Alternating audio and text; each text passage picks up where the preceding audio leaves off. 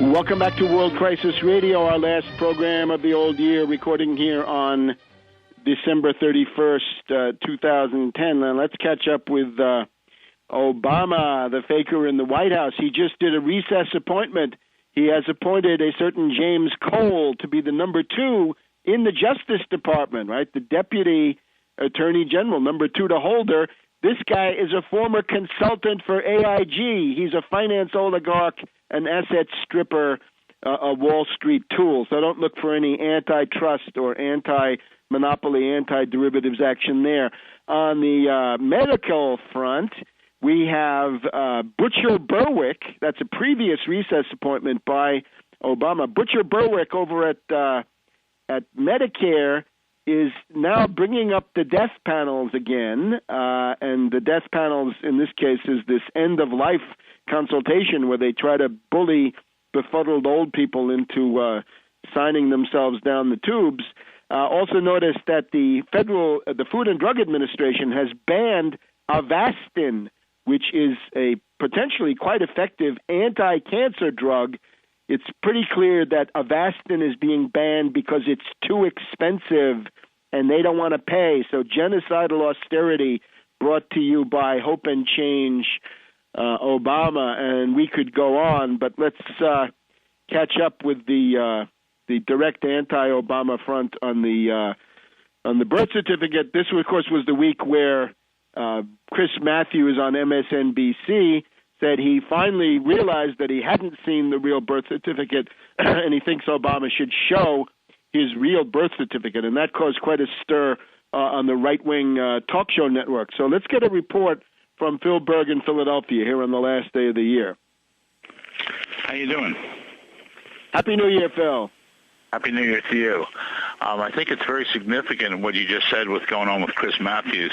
I think it could be that the powers that be are realizing that Obama is not going to get reelected or he's in trouble, so I think they're turning the tide on him now.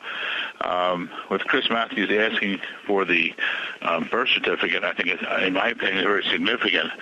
Also, you had the new governor of Hawaii, Abercrombie, who came out last week making all kinds of statements he's going to have it released, and then all of a sudden now they shut him up.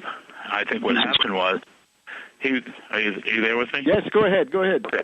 Yeah, I think what happened was that Abercrombie really believed that Obama was born in Hawaii, and he's asking for the release of documents. And then I think the Obama people got to him and said, close your mouth, because he really wasn't born here, and we don't want the records open. So it's going to be very curious if Abercrombie, what he continues to say from this point on, or what he doesn't continue to say. And I think that perhaps our deep throat, which I'm looking for, is going to come out. I think they might get to the point of, hey, we had enough of you, because even though Obama did fine on this appointments, and not the appointments, but some of the legislation he got done at the last minute here, overall, people are not happy with him. He's very low in the polls. He keeps dropping in the polls. And we might see in fruition here what I started back on August 21st, 2008. So I'm looking forward to this. I'm curious what the Republicans will do, because I think Chris Matthews came through from the Democratic side, so it's significant. But on the Republican side, we're going to start pushing, and other people are on Darrell Issa, who has the subpoena power. In my opinion, if he would hold one congressional hearing, subpoena records, the ball game would be over for Obama, because I am 1,000% sure that I am completely correct on this, that he is a fraud, a phony. This is the biggest hoax against the United States of America in 234 years. And I guess we're on to 235 years right now. But I think it's significant, and perhaps the new year will give us what I asked for a long, long time ago. Then that will mean great things for the people in this country, because when we get him out of office, everything he's done is voidable, so everything will become void, and that's from the health care on down. As I say to many people, my website, which is obamacrimes.com, OBAMACRIMES.com, We are the umbrella for everyone, no matter what your issue is. If your issue is health care, if your issue is the war, if your issue is Social Security, whatever your issue is, it comes under us, because fighting on those other issues will not get him out of office.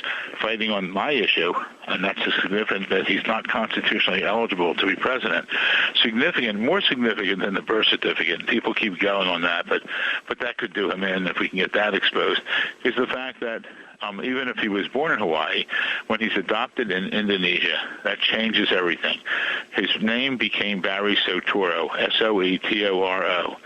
If he hasn't legally changed his name since that time, that's his name, Barry Soetoro. They called him Barry in Hawaii. They called him Barry at Occidental College.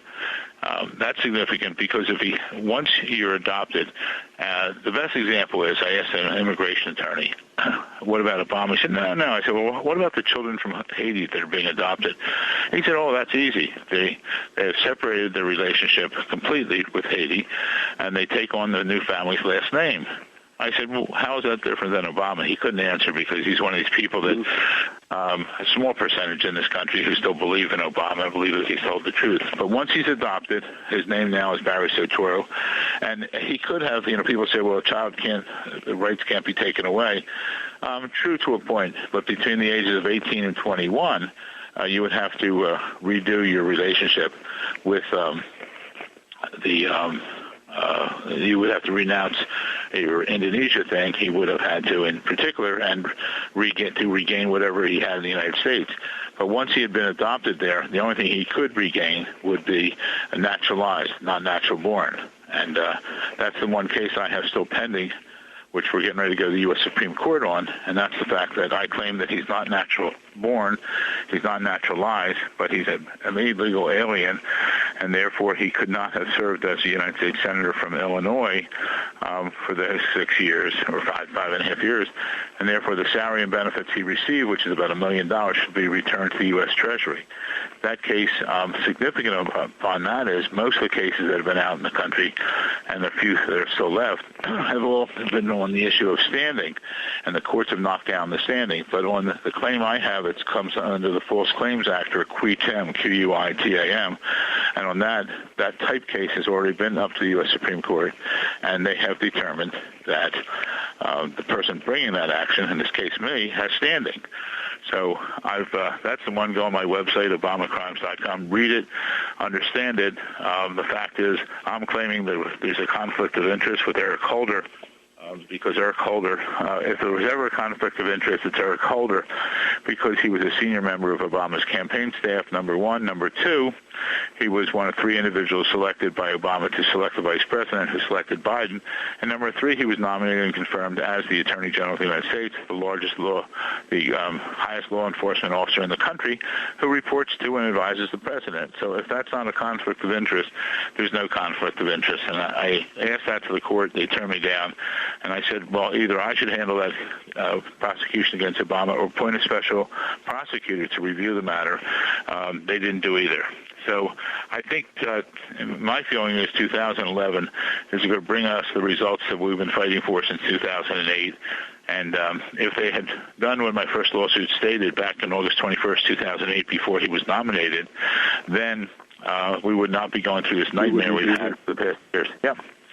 So my best wishes to you and everyone for a healthy and happy New Year. Why don't we join in urging people that if you have some time over the holiday weekend, Darrell Issa takes over next week as the head of the House Government Operations Committee, and it's easy to shoot him an email saying, we expect you, just at the most elementary, simplest level, issue that subpoena. We want to see this birth certificate if it's there, what Abercrombie said he wanted to reveal or reveal more of, right? It's like a striptease with these people. Anyway, Happy New Year. We'll see you next year.